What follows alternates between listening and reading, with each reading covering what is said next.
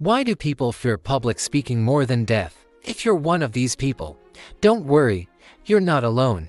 Hi, I make questionnaire videos, and today, we're going to answer this question. Why do so many people fear public speaking more than death? First, let's look at some stats. A survey conducted by the polling company Gallup asked 1,000 Americans what their greatest fear was.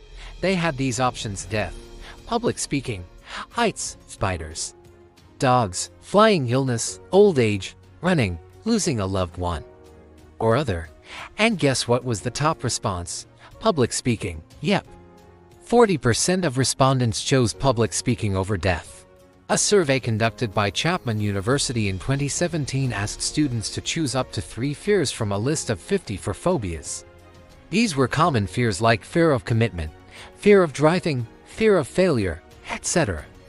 And guess what was the most commonly selected fear? Yep, glossophobia, fear of speaking in front of people.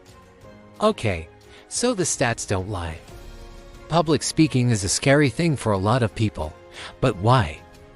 Well, let's get into it. Number 1. Evolutionary psychology. We are the product of our evolution, and our experiences today still trigger the fears and responses that helped us survive back in the day.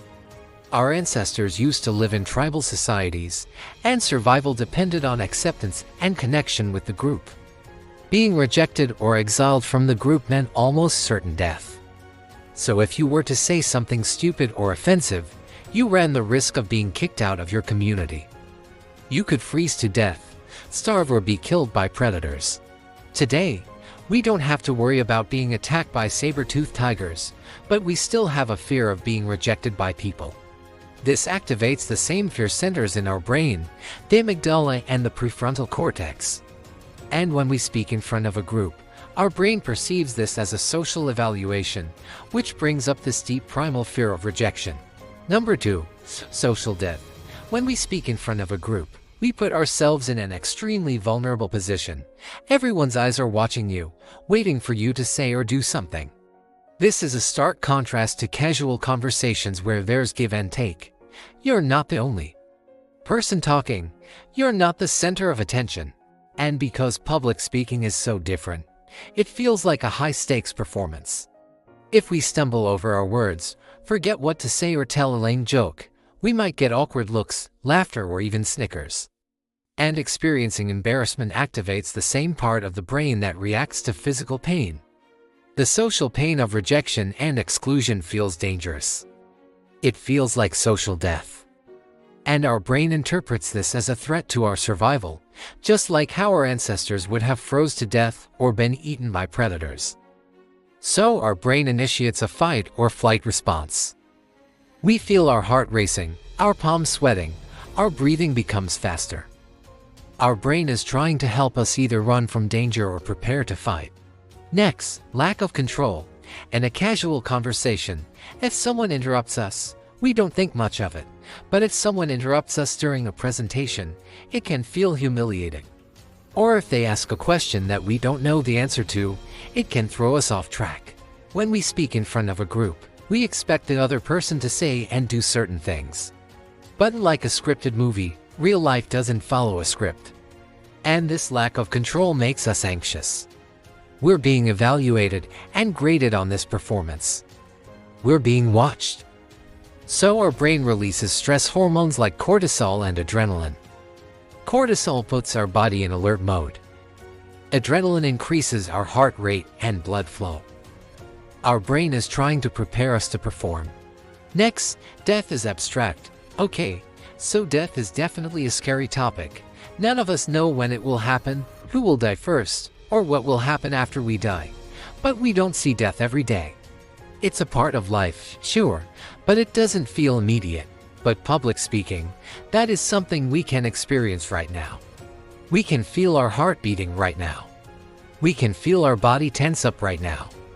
And when we're about to speak in front of a group, we feel that intense anxiety. But that feels immediate. That feels real. And death feels far away. It's something abstract, which is why people fear public speaking more than death. Next, negative experiences and conditioning. Let's say you had a really bad experience in school. Maybe you volunteered to read in class and everyone laughed at you, or maybe you gave a presentation and forgot what to say, or maybe you were made fun of for stuttering or having an accent. These kinds of experiences are really powerful because they can condition us to fear public speaking for the rest of our lives. The brain remembers shame and humiliation vividly. We covered this in our last video on why shame feels worse than pain. So check that out if you haven't already. Basically, one bad experience can shape our whole future. It can activate our fear response whenever we have to speak in front of a group again. Next, perfectionism. If we set the bar too high for ourselves, we're setting ourselves up for failure and disappointment. It's normal to want to do a good job. But when we start to fear looking stupid, making mistakes, messing up, or embarrassing ourselves, that's when we start to suffer. We might avoid opportunities to speak in front of people because we're afraid of not being perfect.